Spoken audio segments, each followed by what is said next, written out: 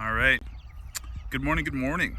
It is currently, I think, 13th of July, and we have recently put our chicks out on pasture. These guys are 3 weeks old today. So this is the earliest we have ever put them out. We put them out here on Monday. And in Michigan, just as a lot of other places in the country right now, we were going through a pretty dry period of time. We had not received a lot of rain. I believe we've got less than 4 inches of rain since we planted in May.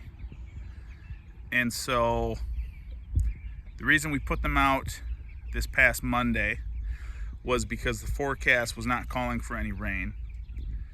Between Monday morning and Tuesday, the forecast changed. We received rain during the day on Tuesday, but I wasn't concerned about that. It's not a huge deal if it rains during the day. The chicks are up, the chicks are active.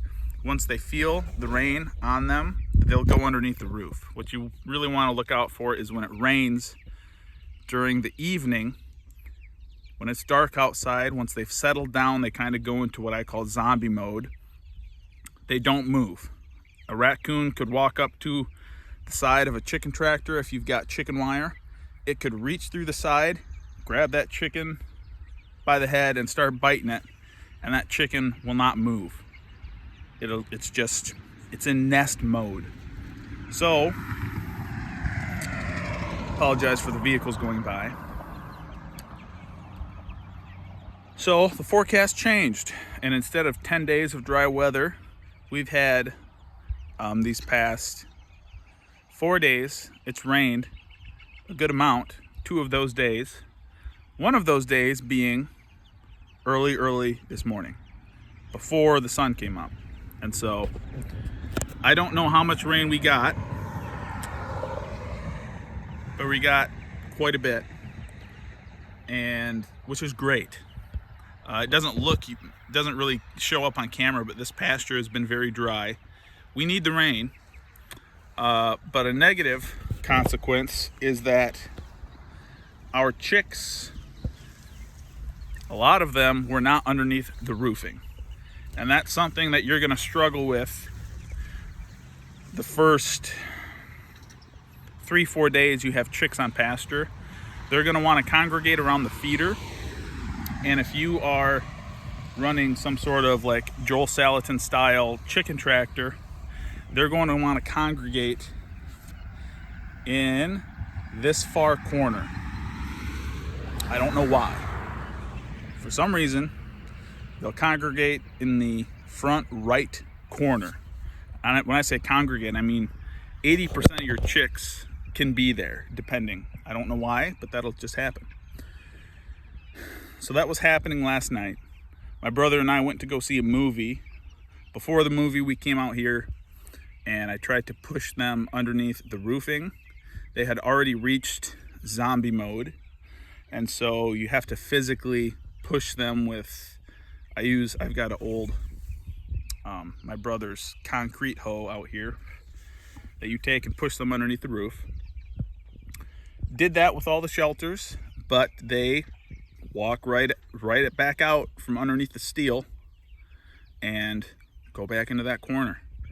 I haven't had that happen before. Usually, if they're in zombie mode and you push them underneath the steel, they will get into a group and lay down. These guys didn't. And I've never really had that happen before. So I pushed them all underneath the steel. When I left, 80% of them were all underneath the roof.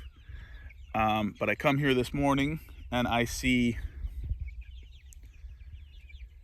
probably 15 or so chicks that obviously got wet last night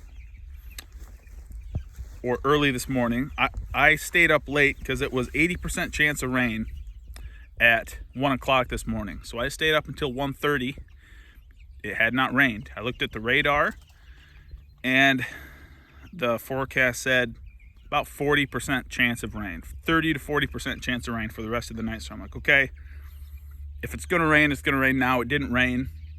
I wake up this morning and it's raining.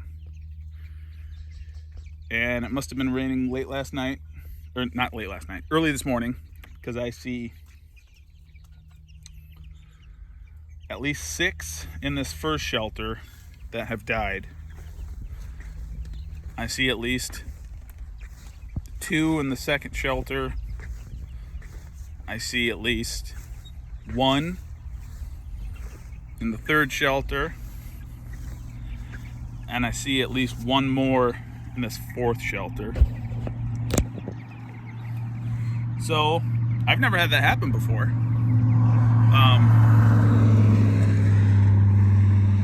And it was bound to happen at one point, and it could be a lot worse.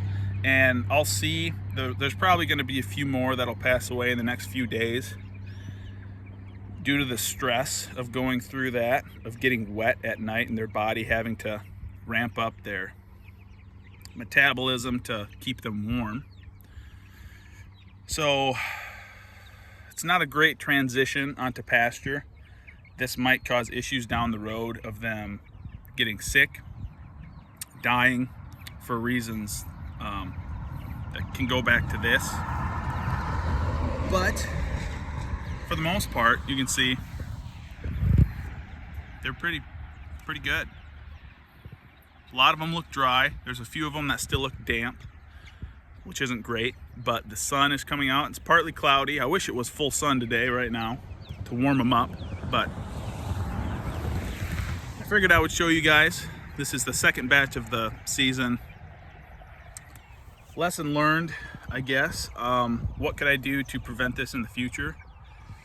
It might not be a bad idea to have some sort of covering that I can put over this quadrant of the shelter.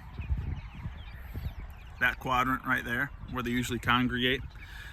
A traditional Joel Salatin style chicken tractor will have that quadrant covered. They'll have 3/4 of the shelter covered with something. I could have done that. That could have helped. What I probably should have done is not gone to see the movie. So the reason we went and saw a late movie that started at 10:10 is because sunset is around 9:30 or so. That's usually when they'll bed down for the evening. So my plan was to do what I did, to come out here after they were in zombie mode, push them underneath the shelters where they would then stay, go see the movie. They apparently did not stay underneath the shelter. They just want to lay out in the most breezy part of the shelter. But that's how it goes, I guess. So my brother's coming out here to act as my shoer, like shoe chickens, shoe. He'll be here at the back of the chicken tractor, tapping on the hardware cloth, scaring them to the front, and I'll be pulling it forward, and they will learn how to walk forward on their own over the next 2 or 3 days, and then I won't need anyone to scare them away from the back of the shelter. So I'll start doing that here pretty soon. It's about 11 o'clock. It was raining pretty good all this morning and stopped about 10 o'clock or so, and the sun is coming out, so that's good. We'll get the sun out, warm these birds up, hopefully dry out any of them that are damp, and give the rest of these that have been traumatized a good start. Not hold them back any more than we already have.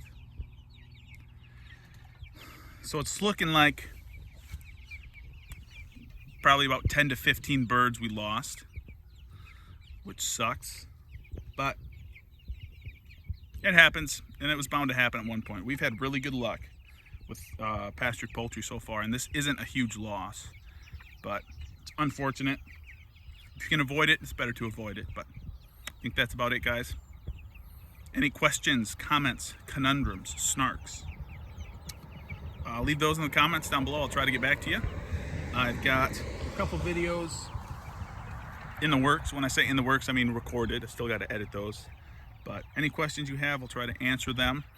But I figured I'd share the not so attractive side of pasture poultry. It's not all sunshine and roses all the time, but that's okay. It was bound to happen, like I said, but we'll go ahead, get these guys moved. We'll take the dead birds and we'll go add them to the compost pile at the farm. That's one thing. If you do have a bird die in the field and you're concerned about predators, don't just toss them in the grass. Get them away from the field into a compost pile where it's not going to draw raccoons and possums and that sort of thing. So that's about it for me, guys. Thanks for watching. I'll catch you guys on the next video.